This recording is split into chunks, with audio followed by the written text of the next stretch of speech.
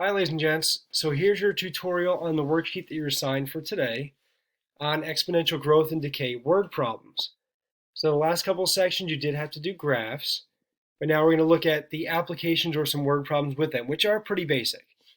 So you really need to have the formula for growth and for decay. So really the A is for the amount of whatever you want to find, works out for both. P is the starting rate, call it the principal for financial applications.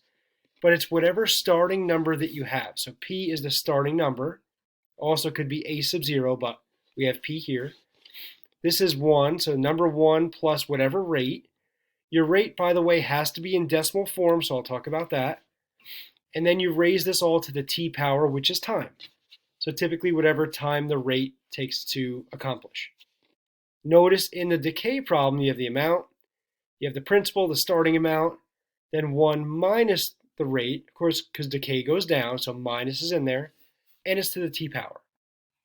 All right, so let's apply this to a couple problems, and you'll have the rest to complete. So a typical problem has, like number 1, find a bank account balance.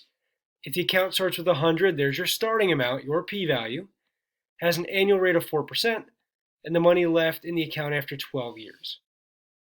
All right, so plugging into your problem, so this one, so the account starts with 100, has an annual rate of 4%, and the money left, so we're assuming this is growth, right? So you want to put your money in the bank account to grow, so we're going to use this. So we have a starting value of 100, so that goes in right there. 100 is this P value. All right, so the 1 plus your rate. Now look, it's 0.04 here. So remember 4%. If I take this 4% and let me give you a better 4 than that. If I take 4%, whatever your percent is, if you take the decimal point, so in here the decimal point is really there, you're going to move it back 2 spaces. If you move it back 2 spaces, you're going to get 0.04. And this will work with anything. If you had like a 25%, so 25% decimal place would be there. If you moved it back 2, then the number you would use for any of these problems would be 0.25. So use that conversion as you go in. So 1.04 is here. And the T here, the T power that we need, is going to be 12. Right? So this, by the way, also annual rate, so every year is 4%. So this is 12 years, right? Years and years. If it was different, we'd have to make this a little bit more complicated, but these are nice and straightforward. So T would be the years that you use. Notice you can combine 1.04 is 1.04, and we're going to calculate this out. So in order to get this number, just take a look. I'll bring up my calculator here and clear it out. So in these, if you're doing this on your calculator, do the power first. Remember, PEMDAS says exponents first. So 1.04 to the 12th power, we have to use this x to the y key. Right, so that to the 12th power, and it'll give you this number. But don't forget, you now have to multiply that. It's only this part times 100. And you get your solution. So round to the nearest penny, so $160.10. That's how we get this. All right, so that's your first problem. So remember, it goes by these ones. So I'll just scroll down here. I picked a couple others out for you.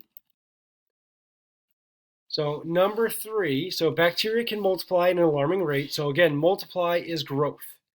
If it said decrease or go down or one of these other values, if it's increasing, multiplying, whatever you're assuming growth, it has some kind of word that implies the value is decreasing, then you use decay.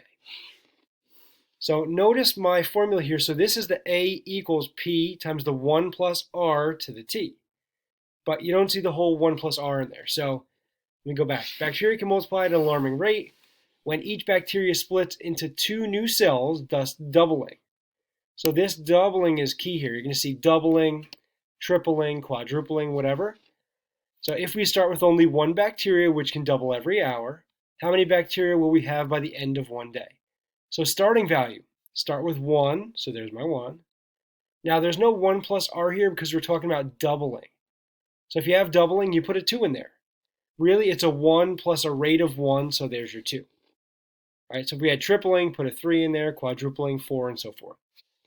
But now make sure, so we're talking about it's doubling every hour, how many bacteria we have by the end of one day. So don't put in 1 because you're talking about hours for the doubling. So 1 day is 24 hours.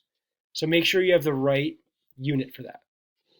And again, as you put these in, to find out this big number, I'll show you my calculator, which, let me see, to bring back up because it disappeared.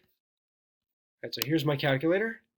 To put back into there, so again, you have to do your power first. So do 2 to the 24th, use the X to the Y key. So you get a nice big number there. And hey, it's times 1. You can even multiply by the 1, but it's the same thing. So this is, count it out here, 16,777,216 bacteria. All right, so that's this guy. That's how many bacteria. So then we'll go down to this last one. I just set it up just so you can see this. It's another type like the doubling. It doesn't refer to a rate or a percentage. So this one talks about every year a local country club sponsors a tennis tournament. Play starts with 128 participants. That's your p-value. During each round, half of the players are eliminated. So eliminating is decay. How many players remain after 5 rounds? So if we're talking about half the players are eliminated, that's really 50%, which you could use that in the 1 plus R formula, or put the half inside here. So half is your decay rate, and then 5 because you have 5 rounds. So then you would have to plug this into your calculator and evaluate that. I'll let you do that from there. But please remember, use the appropriate formulas for either growth or decay, and evaluate these as you go through and use that calculator. You'll see some other ones like number 5 here. So what was the population? You'll have to count off some years to do some. But also, look inside here. You should know what the rate is if you remember that original formula, what your original value is. So you can find out numbers if you evaluate these or answer some of these problems like so. All right. So ask if you have any questions, and I'll talk to you guys soon.